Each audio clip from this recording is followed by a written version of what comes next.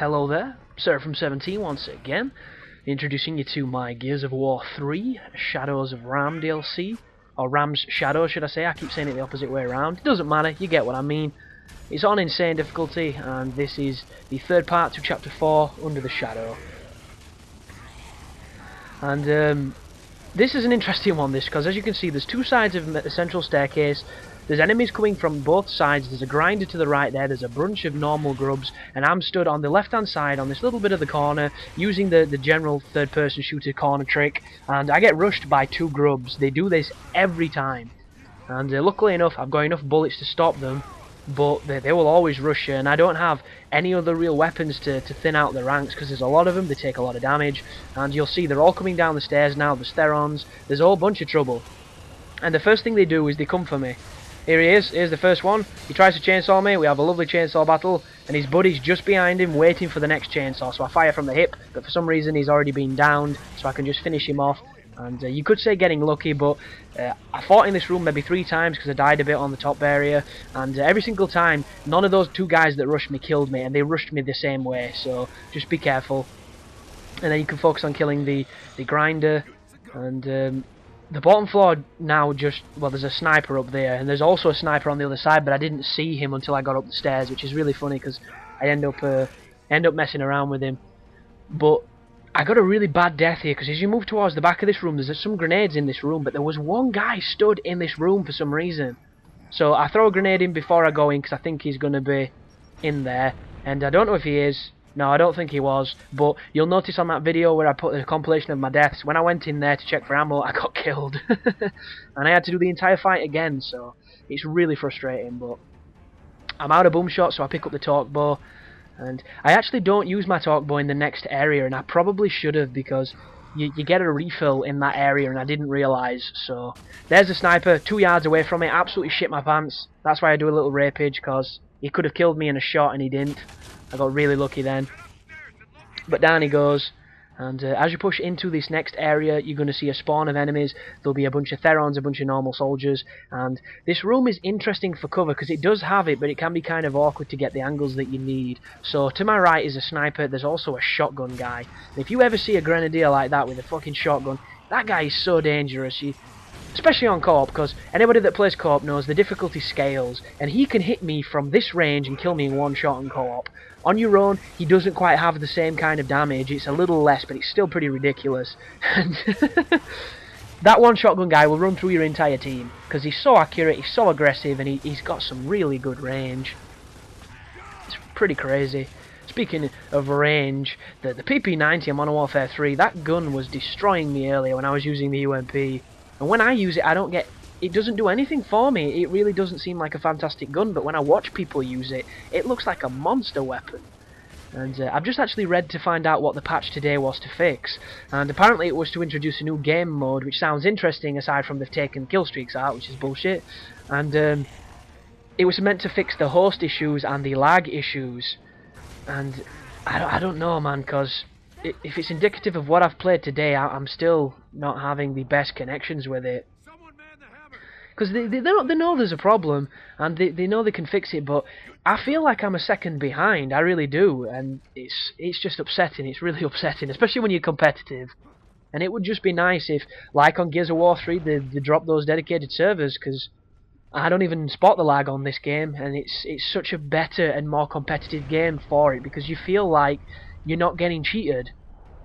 And I don't know, maybe it's just me, but when you get to this machine, you once again get to drop the hammer. All you have to do is take out the cedars. You'll notice that if they're off screen, there's a little red reticle that comes up to tell you where you've got to look. It's nice and simple, nothing too challenging, so just keep doing it. But in the last video I was trying to talk about the Prometheus thing, where it's going to be a Ridley Scott prequel to Alien. And reading further on that movie, it sounds almost as if it's not going to focus on the alien at all, or the aliens themselves. They're going to focus on the skeleton of the race that was sat in the chair that the aliens' facehugger connected to and spawned those aliens. And I don't know if that's a good thing or a bad thing. Hopefully it'll be awesome, because don't get me wrong, I have full respect for Ridley Scott. I love him as a director, he's fantastic, but Why do they want to remake or redo or reaffirm Aliens? There's no need. It's the first one's an awesome film. The second one's an awesome film. I really like the third one. There's there's the ones after that can go suck a dick and die in a ditch. But we don't count those ones. We don't need to think about how Winona Ryder and Clone Ripley ruined the series. We don't. There was that guy in CSI with dreadlocks. It didn't make sense. Not even Ron Perlman could save it. We don't have to mention that. The first three did different tangents and different kind of angles, and they were fantastic. We don't need to go back and say, this is what really happened before this happened. I don't need that. And if anything, the remake to The Thing has proved that sometimes sticking too close to a familiar formula in a remake is not the thing that they should do. So there's a part of me that's curious towards this new angle that the Prometheus thing is going to be, and at the same time, I don't know. Alien vs Predator has kind of made me doubt the quality of these films, because the people that make those films, the people that write those scripts and turn those into motion pictures, are really fucking bad at doing it. They make bad films. You can't get away from it. It's just like that dude that makes the Resident Evils. I think it's W.S. Anderson or somebody. I can't remember his name, but he's married to Mila Jovovich, and that's the reason why they make those films, because he's married to the fucking talent. And all the silly bastards go and buy tickets and watch it, so it gets a massive gross from cinemas, and it facilitates sequels. And anybody that's a fan of Resident Evil knows that those films are absolute dog shit. They are some of the worst films ever. Yet, people watch them because they think they're going to be walking into something they can respect and enjoy, and instead they just get a big fat deuce on the chest.